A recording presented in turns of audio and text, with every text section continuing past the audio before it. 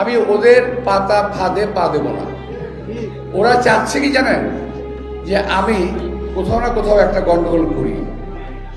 আমি সে গন্ডগোলে যাবো না ভাই, তোর যত চেষ্টাই করো, কোনো গন্ডগোল ঝগড়া ফেসাতে আমি নাই। জিয়া রহমান স্বাধীনতা ঘোষণা দিয়েছেন, এই কথা আওয়ামী লীগ মানতে পারত না। এখন যারা আছে তারা স্বাধীনতা ঘোষণা দিয়েছে জিয়া রহমান, এটাও তারা মানতে চায় না। কারণ তারা ভাবতে চায় যে এদের স্বাধীন না। ধর্মের কথা বলেন, দাড়ি রাখেন, টুপি পরেন, আবার মিথ্যা কথা বলেন অনর্গল। মিথ্যা কথা বলতে পারা মুখে বাঁধে না ভাই। এই দেশে মানুষের সঙ্গে প্রতারণা করবেন না।